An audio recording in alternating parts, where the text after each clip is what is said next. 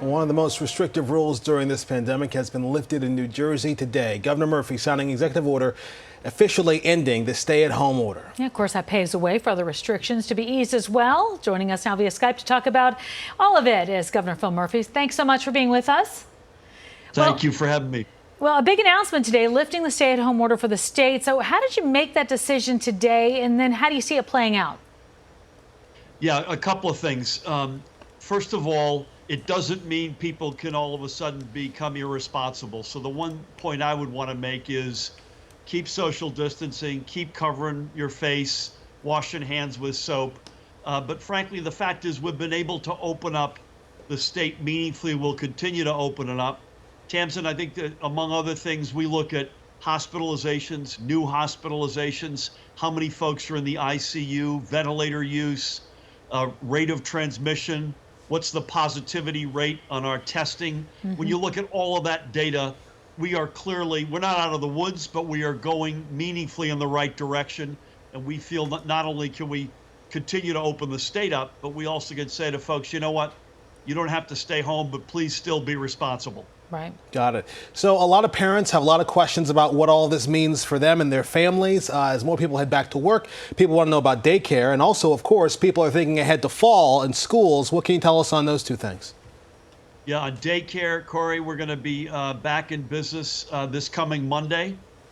We can't, right now we had skinnied it down for the past couple of months to just daycare for essential workers, first responders, healthcare workers. We're going to open that back up again. We can't ask folks to go back to work and not give them an alternative to take care of their kids.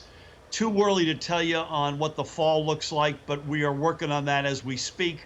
We want to get back to school. Just no two ways about it, but we got to do it responsibly. The toughest nut to crack is making sure we've got a plan so that the asymptomatic, healthy young person doesn't unwittingly pass the virus to an older person or someone with other healthcare challenges. That to me is the big nut still to crack. We've paid attention, obviously, to these daily numbers in the press conferences and listing the number of hospitalizations and deaths. So there were still 91 deaths in New Jersey. Was that any concern today in making this decision? Yeah, listen, that's when I say we're not out of the woods yet. 91 blessed souls we announced today. There's a little bit of distortion in our data coming in early week because I think we underreport on Mondays and overreport on Tuesdays. So we mourn the loss of every single one of these precious lives. It's why we speak about a handful of individuals every day, because this can never be about data. But having said that, how many people went into the hospital yesterday? What was the spot positivity rate of folks who got tested the other day? By the way, it's between 3 and 4%, meaning if you got a test a few days ago in New Jersey, and we're now testing more than any other state in America, the chances are 96 or 7% that you're negative. That's the sort of real-time data that we are particularly focused on. Let's just dive into the actual the rules. What has changed here? My understanding, and just correct me if I'm wrong here. So the limit on indoor gatherings up to 50 people or 25% capacity, whichever is lower. And then limits on outdoor gatherings have been raised from 25 to 100 people. Goes up to 250 people later this month, and then 500 July 3rd. Does that sound right? Does that mean graduations are back on? You good, Corey? You could write these executive orders. You got it exactly right. Yes, graduations are on as of July 6th, subject to social distancing and all the other parameters, but the answer is yes. And people ask me, hey, what if our graduating class is bigger? And we're saying respectfully, you probably need to do 2 different sessions. We already know of schools, high schools that are doing that already. My guess is you'll see some of that as well. Clearly, there's some big changes from where we were 3 months ago, Governor, and that's a lot of hard work for a lot of people out there. Let me ask you this. We've all been watching the protesting across the country, of course, including in New Jersey. What's your take on so many people so close? Are you concerned there's a possibility of a spike in cases before long? Yeah, first of all, it's an overwhelming moment in American history, maybe one of the most important moments in our history. People have had it in this first year of the 5th century since slavery came to our shores. They've had it with the stain of racism and the systemic racism. They're understandably angry. When I say they, that this is an overwhelming amount of our our population. Certainly in New Jersey, we've had hundreds of demonstrations, and they've been overwhelmingly peaceful. Please keep it that way. I participated with my wife and our son on Sunday in 2 of them. So here's my reaction on the public health side. You got to wear a face covering. You got to do your best to keep social distancing, although I admit that's hard. Hyper washing hands with soap and or disinfectant. And do I have some worry this could reignite a spark? I do.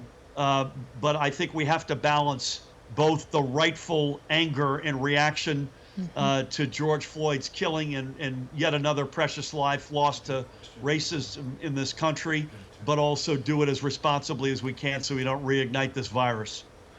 Before you go, Governor, a lot of folks are thinking about next month, specifically the 4th of July. A lot of folks have big plans, or at least they would typically have big plans. What's the story going to be in New Jersey on the 4th of July with ceremonies and whatnot? Yeah, it'll be different than what it's been in the past, Corey, but you will have, as you mentioned, we're raising, assuming the data continues to go in the right direction, we're raising the outdoor gatherings to 500. And that's a big step. So hopefully folks can do that responsibly. Probably not in a parade, because that's going to be well over that, but in some sort of a gathering. I hope we're doing outdoor dining, this coming Monday. We're doing non-essential retail on Monday. As I mentioned, daycare, nail salons and barbershops June 22nd. And I hope we get sooner than later in July to indoor dining, casinos, and other steps. So as long as the data keeps good, we're going to keep opening. Governor, I want to ask you one more question before you go. With regard to New Jersey opening sooner than New York, obviously, are you concerned about New Yorkers coming over there, especially with regard to hair salons that a lot of people are concerned about, and restaurants? Yes, although again, indoor dining not until we're not there yet. I'm not sure when we'll get there. Hair salons and barbershops, yeah, but we've been largely, generally harmonized with our neighboring states, none more so than New York. A big shout out to Governor Cuomo. Yeah, we've got to make sure that we don't get some unintended consequences. So far, we've been able to avoid that. Good. All right, Governor Murphy, thank you so much for taking time out to speak with us. Certainly a positive day as far as on this, journey that we've all been on for months now. So thank you again. Amen. Thanks, Governor. Thank you, Tamsin. Thank you, Corey.